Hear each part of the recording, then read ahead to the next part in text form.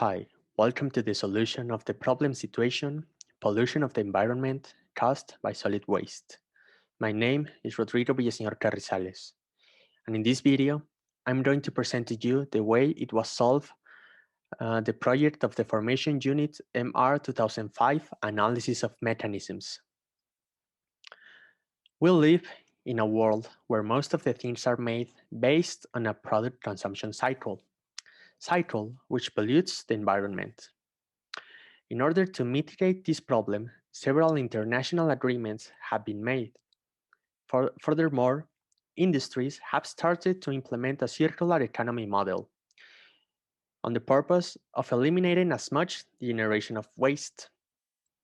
That's why we as future engineers must have the ability to analyze the problem in an effort to help this model. To do that, the Formation Unit analysis of mechanisms has the project of designing and analysis of a machine that crushes aluminum cans, facilitating its transport and subsequent recycling. Functional requirements of the problem. In these slides, we are going to talk about the dimensions of the can and how we obtain them. In order to obtain the diameter and the height of the can, it was necessary to use measuring tools, such as a ruler and a vernier caliper. A wood stick was implemented as a base reference, and finally we used tape in order to fix the rule into the table. Using the measuring tools mentioned above, we obtained that the can has the following dimensions. It has a diameter of 6.5 centimeters and a height between 12.1 to 12.2 centimeters.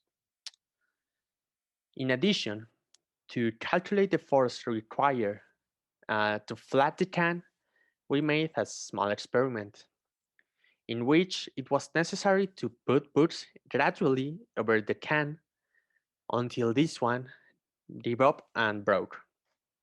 As we can see in the video, uh, as we increment the number of books over the can tends to lean on its right side, and gradually it breaks.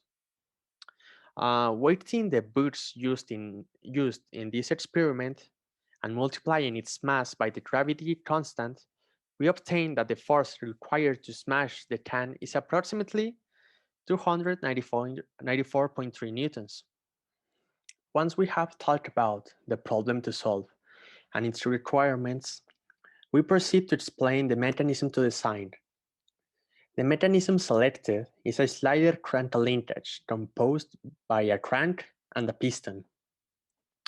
We use Autodesk Fusion 360 in order to represent the design of the sketch completely constrained.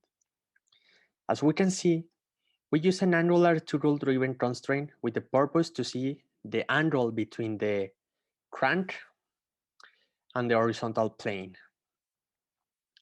As we can see, when the angle is almost 20 degrees, the cylinder is at the right end, and when we move the crank, we can see how the cylinder moves to the left.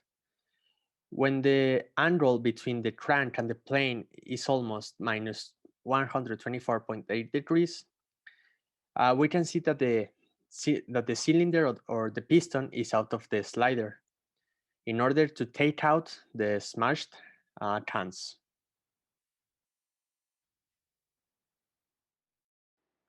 Once we have done the sketch of the mechanism in Fusion 360, we proceed to design it on SolidWorks. As we can see in the simulation, the cylinder moves in the x-axis. To do that, we implement a rotary motor on the first hole of the crank. By doing this, we can obtain the following graphs of the motor torque and the velocity of the cylinder. As I previously stated, the mechanism selected and designed is a slider crank linkage, which has 2 degrees of freedom. Between its mechanical advantages, the design has the potential to replace the crank with a circular handle in order to move the whole mechanism. As well, it is possible to replace the rotational actuator located in the crank with a pneumatic actuator in order to move the rectangular piece linearly. In this slide, we can see the list of components and the number of pieces required to complete the assembly. We can also see some general information about the pieces. For example, the dimensions and the mass of each piece or each part. When we add every single value of the mass, we obtain the total mass of the assembly.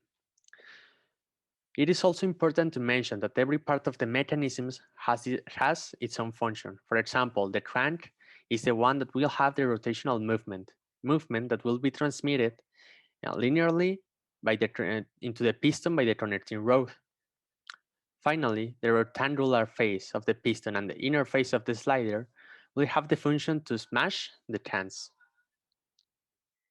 Thanks to SolidWorks and Fusion 360, it was feasible to obtain the engineering drawings of each part of the mechanisms. However, in order to make the real-life assembly, it is necessary to talk about the manufacturing processes needed to make the parts. Because of the complex design of the piston, it is recommended to use a sand casting. In relationship with the slider, it is recommended to use some type of welding of plates. For the cylindrical spacers and the connecting rods, it is preferred to use a CNC milling machine to create these pieces. It is important to mention that the material of every single piece of the assembly is made of steel. As general conclusions, I really want to emphasize that the mechanism design is part of a bigger solution called recycling.